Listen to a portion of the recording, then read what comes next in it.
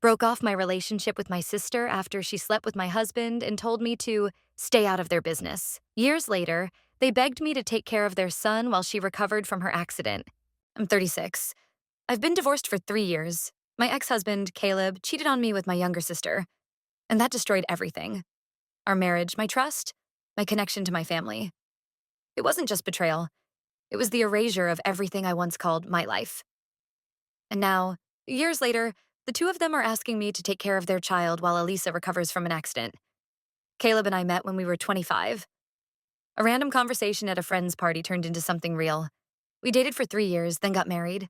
5 years of marriage. Everything seemed normal. Maybe not perfect, but steady. I worked in investment banking, made good money, and eventually became our primary source of income. Caleb worked in marketing. He wasn't lazy, but he treated his job like a temporary chore. I thought we were just different. I was building. He was just walking beside me. I didn't see it as a threat. Elisa is my younger sister. She was 32 at the time. I introduced her to Caleb about 6 months into our relationship. It was a family dinner. Caleb made a great impression, especially on her. They clicked instantly. Same taste in food, music, even movies. I thought it was sweet. I was genuinely happy they got along so well. Elisa and I were close back then. We went on double dates, shared outfits, talked about everything. She used to joke about how lucky I was. I took it as a compliment. When Caleb proposed, Elisa cried tears of joy. She was my maid of honor at the wedding, holding my bouquet, helping with my dress, smiling in every picture. Everything looked perfect. Everything felt real. Our marriage was calm. We didn't fight much, and when we did, we always made up. But we had two recurring conflicts: kids and work. He wanted a child. I didn't. I was honest about that from the beginning. I wasn't emotionally ready. I thought bringing a child into the world just because it was time was a terrible reason. He thought I'd change my mind after the wedding. I didn't. The second issue was my career. He wanted me to work less. But he wasn't ready to give up the lifestyle we had, one that only existed because of my income. That frustrated him. He said I was too tense, too obsessed with success, that I didn't know how to relax. Maybe he was right. I did work more than I lived. But that work gave us stability. It gave me independence. And it meant something to me beyond the paycheck. I tried to explain that, but he never really listened. Still, I didn't think we were broken. I thought we were just navigating a rough patch. We had good moments, real ones. We laughed. We traveled. We watched shows together. We fell asleep holding each other. I believed we were okay. A week before our 5th wedding anniversary, he bought me a ring. Not an engagement ring, just something elegant with an emerald. He said it was a symbol of our love. We had dinner at a nice restaurant. He held my hand, kissed my forehead. I remember thinking, maybe we're going to be all right. 2 days later, I opened our closet, and everything fell apart. I was looking for a blazer. I had a conference coming up, and I couldn't find the one I needed. I decided to check his side of the closet. Sometimes I'd hang things there by accident. The blazer wasn't there, but a bag was. A woman's bag. Expensive. Familiar. I knew it instantly. It was Elisa's. I opened it. Clothes, several pieces I'd seen on her before. There was no explanation. None that made sense. My stomach dropped. I put the bag down, closed the door. But something inside had already shifted. For the first time ever, I picked up his phone. I knew the password. We never hid things from each other. Or so I thought. I opened the messages, found her name. At first, it looked harmless, casual, like two people who got along well. But when I scrolled higher, it all became clear. Flirting, suggestive comments, intimate lines, and meetup plans. They had been seeing each other at her place, sometimes even in our home. When I was away on work trips, they joked about it, used my schedule to plan. She called him the only one who really gets me. I stood in the middle of our bedroom, holding his phone, and felt the floor vanish beneath me. Everything I thought was real, everything I'd believed in, was gone. When I walked out of the bedroom, they were both downstairs. Elisa had come over for lunch, like nothing had happened. She was sitting in the kitchen, laughing, discussing some show with Caleb. I felt like I was losing my mind. Everything inside me was on fire, but outside it was just another ordinary day. I pulled out the bag and placed it on the table. Then I laid his phone next to it, screen open to their messages. Silence. No panic, no guilt. Just silence. I waited for explanations. None came. Caleb looked at me and said, almost rehearsed, You don't give me a child. You're always at work. What did you expect? Elisa added that lying to me wasn't fun, but they didn't want drama. I stared at them, unable to believe the words coming from two people I had given my best to. My husband. My sister. I didn't yell. I just walked away, went back to our bedroom, shut the door. And that's when I let myself collapse to the floor and cry. There was no rage, no hatred, just emptiness. Like someone had turned off the lights inside me. The following days passed in a haze. I packed my things. I filed for divorce. I did everything on autopilot because otherwise I wouldn't have survived. When I told my parents, they didn't believe me. Said I must have misunderstood. Then I showed them the screenshots, the messages. They went silent. My father pulled me aside and said Elisa had always been impulsive. My mother cried, but no one apologized. No one stood up for me. Only my brother Eric supported me from the beginning. He said some things are unforgivable. I clung to his voice like a lifeline. A few weeks later, Elisa left. She got a promotion and moved to another city. Caleb followed. The divorce was quick. He didn't fight for property, for the apartment, for money. He just signed the papers. I think he figured that now he had Elisa and a fresh start, I was no longer of value. He didn't want to split anything because he was already getting more with her. The day it was finalized was the first time in months I could breathe. Shattered, but free. 3 years passed. During that time, I never spoke to Elisa, never searched for her, never looked at her pictures. I banned myself from knowing how she was doing. My friends who still had any contact with her knew. If they wanted to keep me in their life, that topic was off limits. I built walls around myself. I had to survive, and this was the only way. And then, the call. An unknown number. I didn't think. I just answered. A voice I hadn't heard in 3 years. Caleb. He spoke fast, nervous. Elisa had been in a car accident, both legs broken, arms bruised. She couldn't move. And they had a child, 2 years old. No one to help. Everyone had said no. He was begging, not for himself, but for the boy. I listened quietly, surprised at how calmly I took it all in. No spark, no anger, as if it was about someone else. When he finished, I simply said, "That's not my business."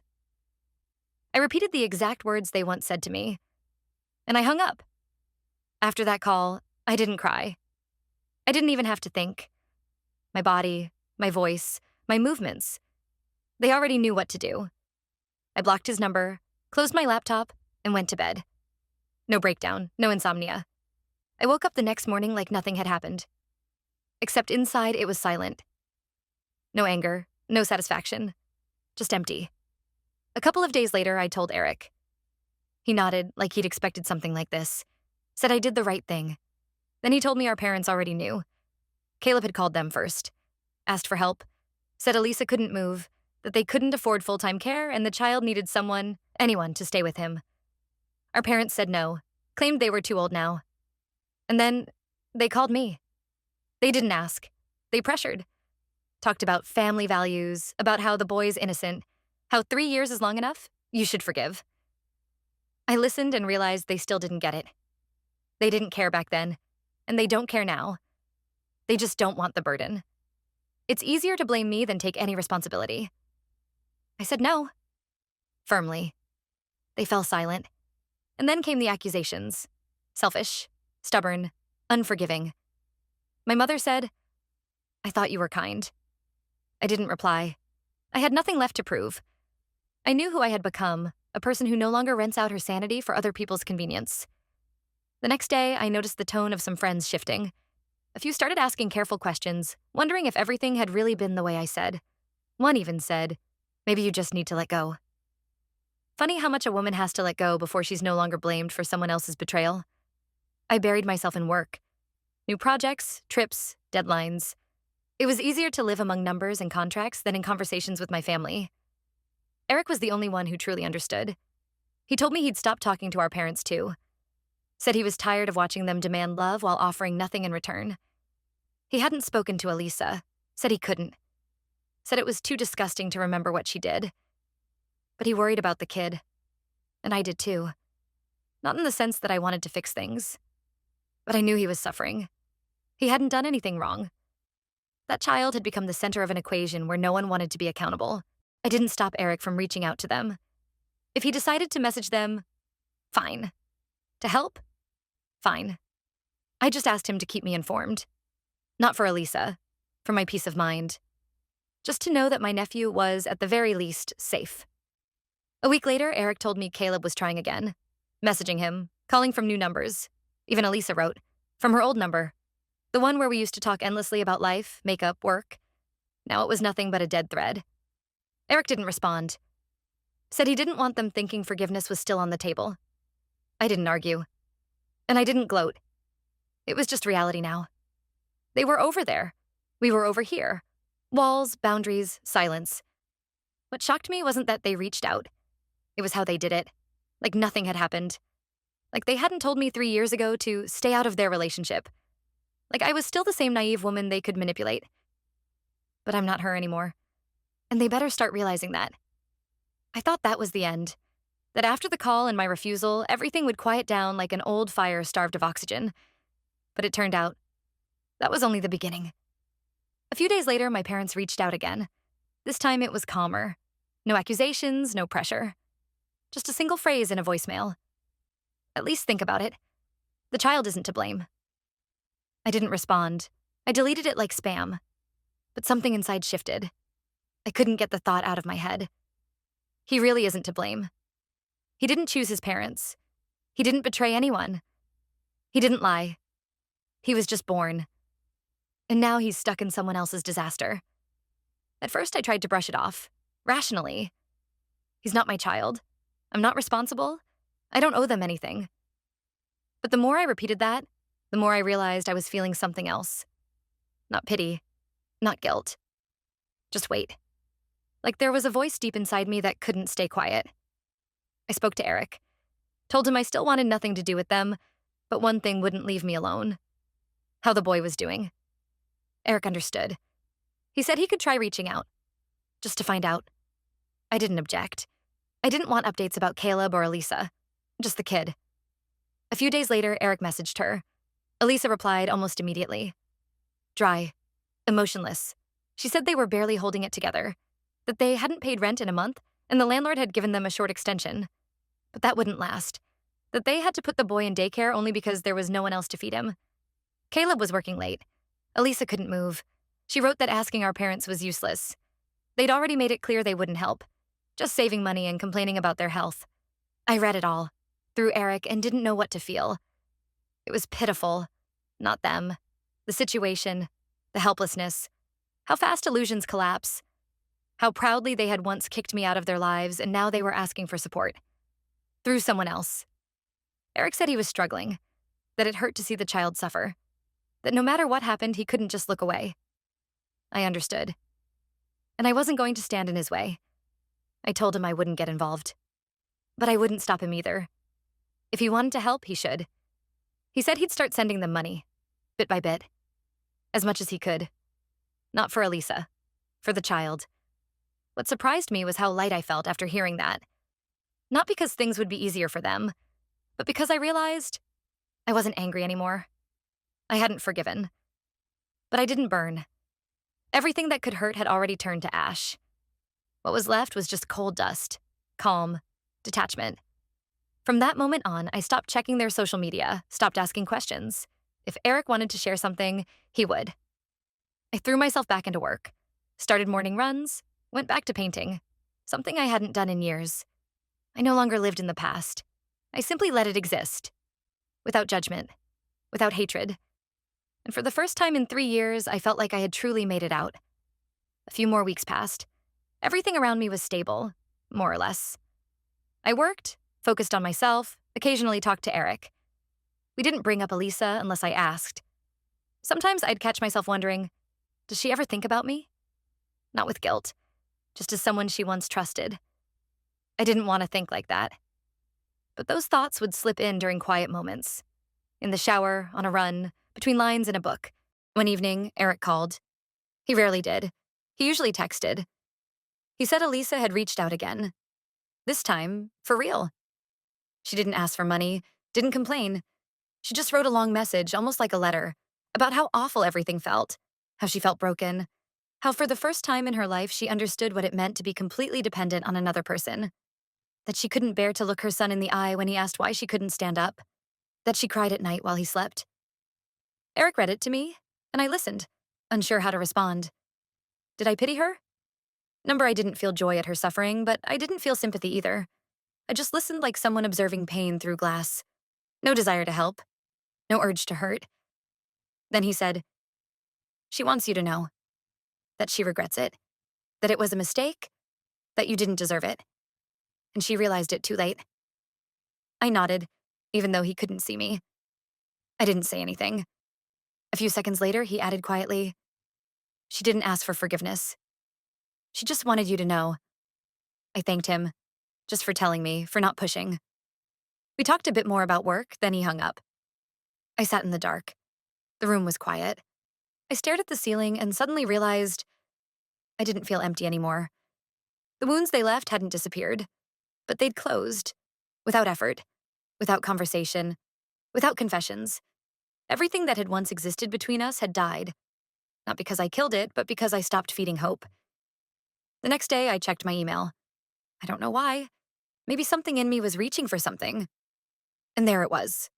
A message. From her. The first in 3 years. No subject line. No attachments. Just text. I opened it. There were no requests inside. Not a single sorry. Just words about her son. That he'd started speaking in full sentences. That he loved toy cars and was afraid of the dark. That he had brown eyes and dimples like Caleb. That he laughed with a rasp. That his skin was sensitive. That she didn't know if she'd ever get the chance to be a proper mother to him. That she feared she was repeating our own mother's story. I read it without blinking. The words weren't meant for me. They were meant for the void. As if she just needed someone to read them. Someone to understand she was now living in a cage she had built herself. I didn't reply. Not because I was angry. I just didn't see the point. Her letter was a confession, not a request. And I accepted it as such. I closed my email, made tea, got back to work. And at some point, I realized what she feels is no longer my concern. Not because I don't care, but because I'm no longer part of that story. When I say the story is over for me, I don't mean the past disappeared. It's still there. It's just no longer in control. It doesn't guide my decisions or shape my reactions. It's like an old shirt in the closet. You know it's there, but you don't wear it anymore. I had no desire to keep track of their life, not even through Eric. He continued helping, not with money, but with practical things. Finding a discounted daycare, helping them get a stroller, connecting them to someone who could bring groceries. He did it quietly, without asking for my approval. We both understood. He wasn't doing it for Elisa. It was for the boy, simply because it was the right thing to do. One day he said, "You'd love him." I didn't answer. I didn't need to. I had no doubt. But love isn't a reason to break yourself. It's not a reason to return to the place that destroyed you. The child isn't to blame, but neither am I. I didn't carry resentment inside me. There was peace, almost indifference. For the first time in a long while, I felt like I didn't have to be anyone but myself. Not the older sister, not the ex-wife, not the savior. Just me. I had new people around. A new reality. Not perfect, but honest. I wasn't looking for another man. I wasn't dreaming of a family. I was fine on my own. I lived at a pace that suited me. Woke up without anxiety. Fell asleep without heaviness. I returned to therapy. Not because I felt broken, but because I wanted to understand myself better. To understand how I managed to survive without becoming bitter. Not becoming bitter was the hardest part. One day, I was walking down the street and saw a man who looked a lot like Caleb. He was with a child, holding his hand. The boy laughed and threw his head back. And I realized I didn't feel pain. No sharp sting, no anger, no fear. Just quiet surprise. I walked past them, didn't look back. That evening, Eric sent me a short message. "She's asking if you could come. For an hour, just to see him." I reread it several times. Not because I was unsure, but because it felt final. As if life was testing me. Are you truly free? Or are you still holding on? I put the phone down. Didn't answer right away. I stepped onto the balcony, breathed in the cold air, looked out at the city. People, windows, lights. Everyone has a story. Some forgive, some leave, some come back. I chose to walk away. Not with hate. Not forever. Just long enough. The next day, I replied, I won't come. But I hope he grows up better than we did. Eric wrote back, I knew you'd say that. And that was enough. Life slowly finds balance after pain, but it never returns to what it was. It's like an old fracture. You can run, dance, breathe deeply, but when the weather changes, it aches. Sometimes more, sometimes less. And you no longer resent the discomfort. You just learn to accept it. I didn't think about Elisa. Not really. There were days when memories snuck up. Through the scent of her perfume, a phrase from a barista, a song from our teenage years. And each time I stopped myself halfway. Didn't follow the thought. Didn't chase the feeling. Just shifted focus. It became a habit. Like brushing my teeth. Eric and I saw each other more often. He became closer than ever. We didn't talk about everything directly, but he knew I wasn't hurting anymore. Tired sometimes. Sad, occasionally. But not bitter. One day he said, You're a different person now. I nodded. Not because I had changed, but because I had come back to the person I really was. Then I got a message from my mother. Just one. No greeting. No emojis. If you don't want to speak to me, I understand. But you should know. Elisa left Caleb and took the boy with her. I reread it several times. Not because I was shocked, but because I didn't know why I needed to know. I didn't respond. 2 days later, my father called, his voice tense. She's here, at our house, with the child. He's sick, so is she. We don't know what to do. I said, That's not my responsibility. And hung up. It didn't hurt. It wasn't even heavy. I just felt old threads trying to weave themselves back into my life. But I'd already learned how to keep the door shut. Not out of vengeance, out of self-preservation. That evening, I went to yoga. The class was routine. My body stretched, muscles ached. But at one point, lying in Shavasana, I felt tears sliding down my cheeks. No sobbing, no drama, just silence and water. I didn't know if I was crying for her, for myself, or for everything we'd lost. It wasn't a breakdown. It was release. When I got home, there was a voicemail from Elisa. Her voice was tired, distant. I don't want anything. I just wanted to say that if I could go back, I'd do everything differently. That was it. No request, no question. I deleted the message. But then I lay in bed and thought, maybe she really is starting to understand. Or maybe she's just exhausted. Maybe we've finally reached the point where everyone is left alone with their choices. No buffers, no intermediaries. I messaged Eric again, asked how things were. He replied, The boy's getting better. Elisa barely speaks. Just sits with him, reads, stays quiet. I wrote, Thank you for being there. He answered, You too. And in that moment, I realized that even if we never look each other in the eye again, I'll still remember how deeply I once loved her. Not for who she became, but for who she used to be. And that memory, that's enough. I no longer waited. Not for words, not for letters, not for explanations. Everything that needed to happen had already happened. Everything that needed to be said had been spoken, even if only in half whispers. What remained was silence. And for the first time in years, it didn't scare me. There was no loneliness in it, only clarity. Sometimes people ask if I regret not getting involved, not helping, not stepping in. I have nothing to say to those people. They've never lived in my skin, never watched trust collapse, never felt betrayal become part of their breathing. They only see the fact. I didn't reach out. I see the path. How I stood up when there was nothing left but myself. I no longer tell this story. Not to friends, not to acquaintances. It lives inside me. Quietly, without noise. Sometimes it reminds me it's there, but it doesn't weigh on me. I'm not afraid of being seen as cruel. I'm afraid of becoming convenient in my own eyes. Elisa never wrote again.